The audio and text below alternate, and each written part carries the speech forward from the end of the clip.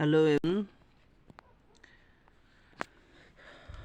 Today I again come back to its chemical equation and chemical reaction and आज का जो हमें मतलब टॉपिक है वो टाइप्स ऑफ रिएक्शंस है.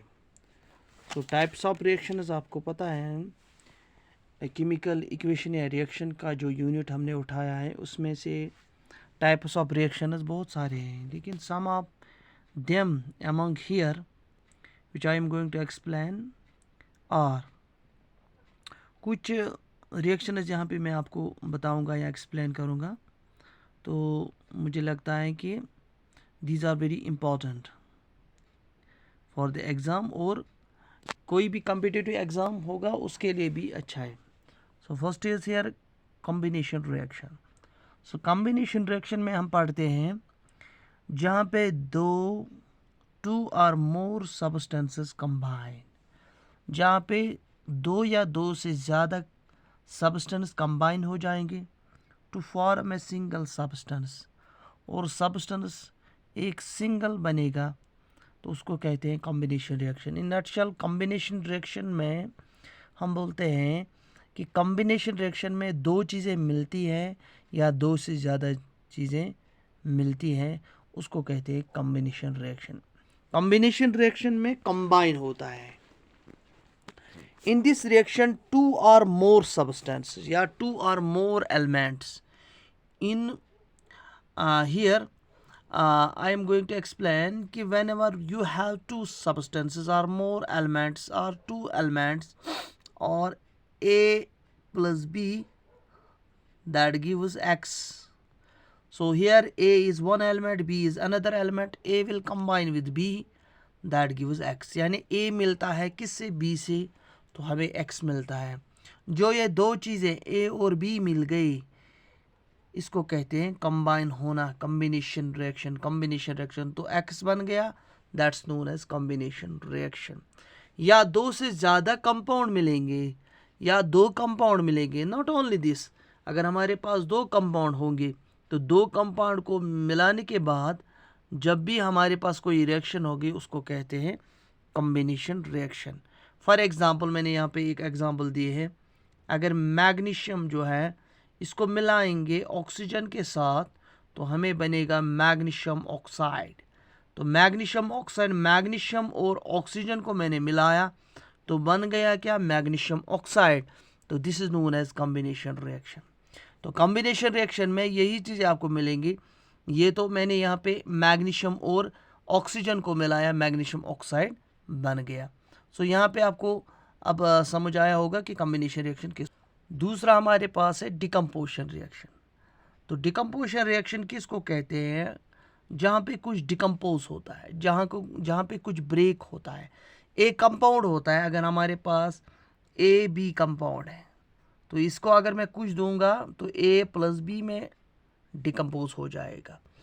तो डिकम्पोजिशन रिएक्शन एक कंपाउंड, सिंगल कंपाउंड होता है.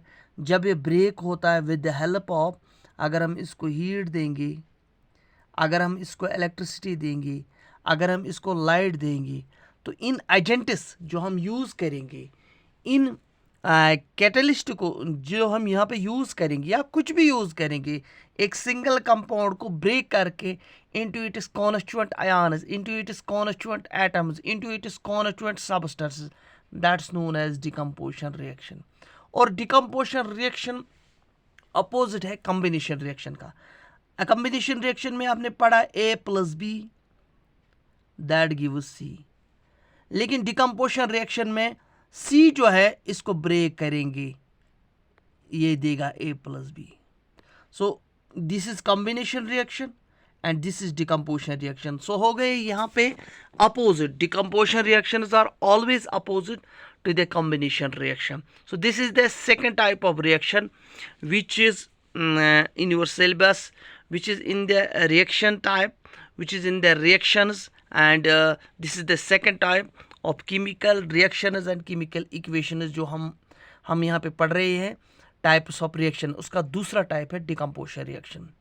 सो यहाँ पे और एक चीज़, फॉर एग्जांपल मैंने यहाँ पे एक एग्जांपल लिखी है डिकम्पोजिशन रिएक्शन की. अगर आपने देखा होगा कैल्शियम कार्बोनेट जो है इसको हम हीट देते हैं, ये किस में एक्सप्लेन हो गया, कैल्शियम ऑक्साइड और कार्बन डाइऑक्साइड में। ये सिंगल कंपाउंड है, सिंगल कंपाउंड। जब मैंने इसको हीट दी तो हीट देने के बाद कैल्शियम ऑक्साइड और कार्बन डाइऑक्साइड में डिवाइड हुआ है। तो कैल्शियम ऑक्साइड का दूसरा नाम हम बोलते हैं लाइम, और कैल्शियम कार्बोनेट CaCO3 का नाम है। तो this is a simplest example of decomposition reaction. Another type here is displacement reaction.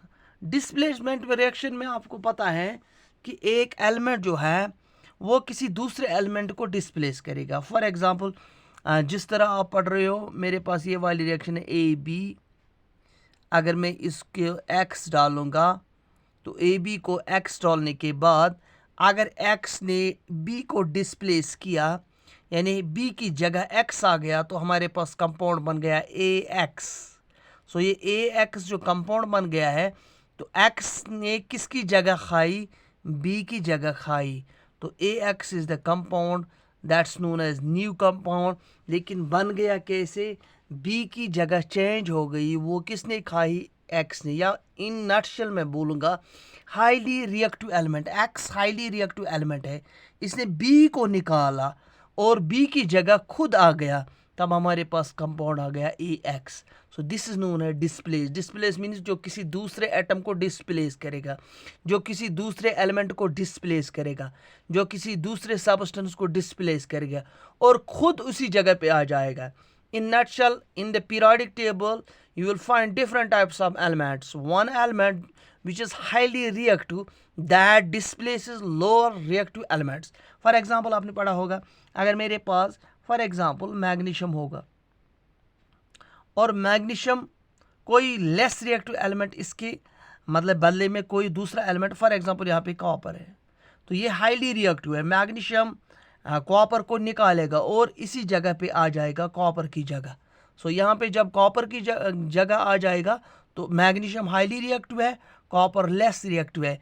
Highly reactive element ने लेस रिएक्टिव एलिमेंट को निकाला, डिस्प्लेस किया। Those are known as displacement reaction.